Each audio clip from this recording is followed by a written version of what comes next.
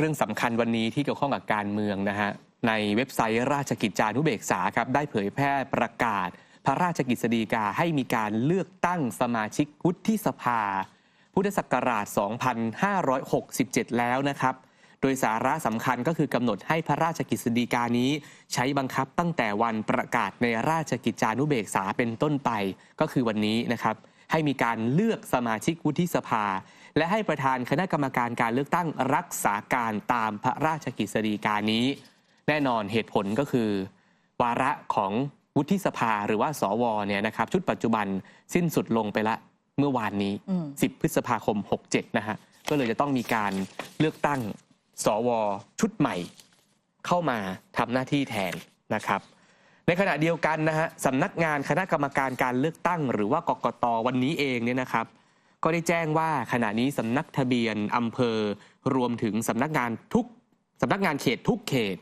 ได้เปิดบริการให้ผู้ที่ประสงค์จะรับสมัครเลือกเป็นสวไปขอรับใบสมัครสว2นะครับพร้อมกับข้อมูลแนะนำตัวสว3และหนังสือรับรองความรู้ความเชี่ยวชาญและประสบการณ์หรือทำงานในกลุ่มที่สมัครใบสว4ด้วยตนเองนะครับตั้งแต่บัดนี้เป็นต้นไประหว่างเวลา 8:30 ถึง 4:30 ไม่เว้นวันหยุดราชการโดยใช้หลักฐานแสดงตนอย่างใดอย่างหนึ่งก็คือบัตรประจำตัวประชาชนหรือว่าบัตรประชาชนที่หมดอายุแล้วก็ได้หรือว่าจะเป็นหลักฐานอื่นใดของราชการหรือหน่วยงานรัฐที่มีรูปถ่ายและมีเลขบัตรประจำตัวประชาชนของผู้ถือบัตรหรือว่าหลักฐานภาพอิเล็กทรอนิกส์ที่เปิดผ่านแอปพลิเคชันของหน่วยงานรัฐตามที่กฎหมายกำหนดก็คือในแอปไทยดีนะมันเปิดบัตรประชาชนได้เนี่ยฮะแล้วก็นอกจากนี้เนี่ยก็มีภาพอินโฟกราฟิกอันนี้ออกมานะครับที่ตั้งหัวข้อว่าความรู้เกี่ยวกับการเลือกตั้งสมาชิกวุฒิสภาการแนะนำตัวโดยวิธีอิเล็กทรอนิกส์ด้วยตัวเองสามารถระบุข้อความอะไรได้บ้างนะครับให้เป็นการให้ข้อมูลกับผู้สมัครแล้วฮะก็คือ 1. ข้อมูลส่วนตัว 2. รูปถ่าย 3. ประวัติการศึกษา 4. ประวัติการทำงานและถ้ามีประสบการณ์นะครับในการทำงานกลุ่มที่สมัครเท่านั้นก็คือเป็นการแนะนำประสบการณ์ในการทำงานในกลุ่มที่สมัครเท่านั้นของระเบียบคณะกรรมการการเลือกตั้งนะครับว่าด้วยการเลือกตั้งว่าด้วยการแนะนำตัวในการเลือกตั้งสวปี 67และต้องเผยแพร่แก่ผู้สมัครอื่นในการเลือกตั้งเท่านั้นอันนี้ย้ำมากกต.ทำมานะฮะทีนี้เนี่ยเรื่องของการเลือกตั้งสวชุดใหม่ที่จะเกิดขึ้นนะคะหลายคนก็มีการวิพากษ์วิจารณ์กันว่าโอ้โหขั้นตอนมันหลายขั้นตอนนะแล้วมันดูยุ่งยากเหมือนกันนะคะปรากฏว่านายเสรีสุวรรณพานนท์สวเนี่ยที่ตอนนี้ก็ต้องรักษาการอยู่นะคะก็ให้สัมภาษณ์ท็อปนิวถึงการเลือกตั้งสวที่จะเกิดขึ้นที่เป็นการเลือกกันเองของกลุ่มอาชีพว่าก็การเลือกตั้งสวเนี่ยก็เป็นไปตามกฎหมายหลักค่ะแต่ว่าคงยุ่งยากเนื่องจากว่ากระบวนการมีหลายขั้นตอนและเจตนาของการเลือกไขว้ก็คือไม่ต้องการให้เกิดการหัวกันเกิดขึ้นหรือว่าจัดตั้งกันขึ้นมามันก็เลยมีกระบวนการที่ยุ่งยากนะคะคุณผู้ชมไปฟังเพิ่มเติมค่ะคือการเลือกไขว้เนี่ยเจตนาก็คือเขาต้องการที่จะไม่ให้มีการหัวกันหรือจัดตั้งกันขึ้นมานะเพราะฉะนั้นเนี่ยมันก็คงจะมีกระบวนการที่ยุ่งยากนะนี่คือเจตนาที่เขาทำอย่างนั้นแต่ในความเป็นจริงเนี่ยผมคิดว่ามันก็อาจจะมีโอกาสของการที่จะจัดคนลงนะฮะแต่มันก็จะได้ระดับหนึ่งนะในระดับอำเภอจังหวัดอะไรเนี่ยครับแต่พอไประดับชาติระดับประเทศขึ้นมาเนี่ยมันก็มีการเลือกไขว้คือมันจะไม่สามารถจะบล็อกกันได้นะฮะ ซึ่งนักข่าวนะคะก็ถามต่อว่ากรณีที่คณะก้าวหน้าเขาออกมารณรงค์ให้ประชาชนลงสมัครสวกันมากๆมองว่าอาจจะเป็นการเลือกกันเองได้หรือไม่ซึ่งสวเสรีก็บอกมีโอกาสเป็นไปได้ ในการรณรงค์เช่นนี้นะคะแล้วก็คนที่จะมาร่วมมือด้วยคงจะเป็นคนกลุ่มเดียวกัน หรือว่ามีแนวคิดเดียวกันเพียงแต่ว่าตอนนี้ยังไม่ปรากฏอะไรให้เห็นไปมากกว่าการรณรงค์ซึ่งก็มองด้วยว่า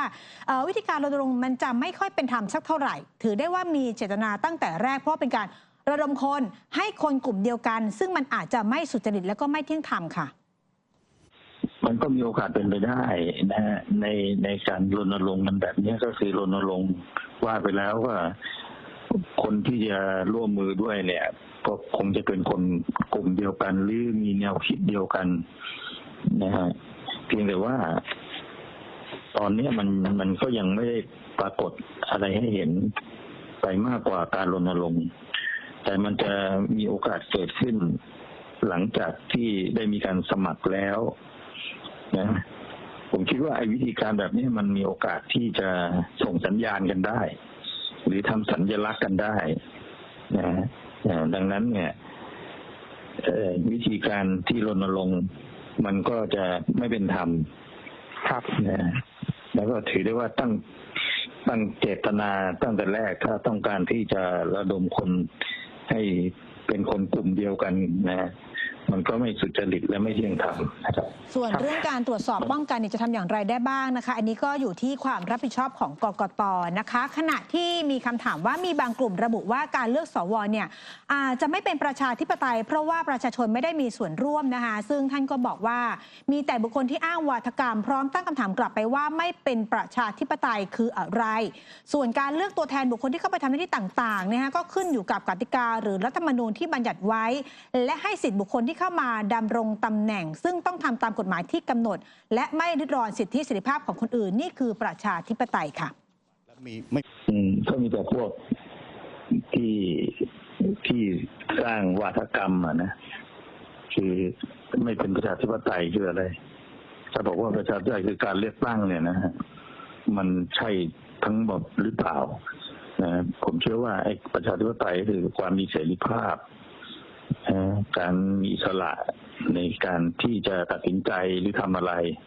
ส่วนการเลือกตัวแทนของคนไปทำหน้าที่ในตำแหน่งต่างๆมันก็ขึ้นอยู่กับกติกาหรือรัฐธรรมนูญที่บัญญัติไว้นะฮะแล้วก็ให้สิทธิ์คนที่จะเข้ามาดำรงตำแหน่งนะฮะก็จะต้องทำตามที่กฎหมายกำหนดไว้นะฮะแล้วก็ไม่ริดรอนสิทธิเสรีภาพคนอื่นนะอันนี้คือประชาธิปไตยนะแต่ไม่ใช่ทุกอย่างก็มาจากการเลือกตั้งหมดถึงนั้นอีกหน่อยศาลอัยการตำรวจข้าราชการทั้งหลายก็ต้องมาจากการเลือกตั้งเลยมันถึงจะประชาธิปไตยมันไม่ใช่หรอกแต่พูดแบบนั้นเนี่ยนะคือพูดเพื่อเอาดีเพื่อที่จะให้พวกตัวเองเข้าไปมากกว่าแล้วก็นายเสรียังบอกด้วยว่าแม้สวชุดปัจจุบันจะหมดวาระแต่ว่าตามกำหนดเวลาก็ยังทำหน้าที่ต่อไปซึ่งเป็นการทำหน้าที่ในฐานะผู้ดำรงตำแหน่งสวไม่มีกฎหมายหรือรัฐธรรมนูญกำหนดว่าเป็นรักษาการนะคะท่านว่าอย่างนี้แต่อยู่ในช่วงระหว่างรอสวชุดใหม่เข้ามายังคงทำงานปกติยกเว้นบทบัญญัติในบทเฉพาะการที่ห้ามเลือกนายกห้ามออกกฎหมายในที่ประชุมร่วมกันของสภาเป็นต้นส่วนเรื่องอื่นๆเนี่ยยังปฏิบัติหน้าที่ได้เช่นเดิมค่ะ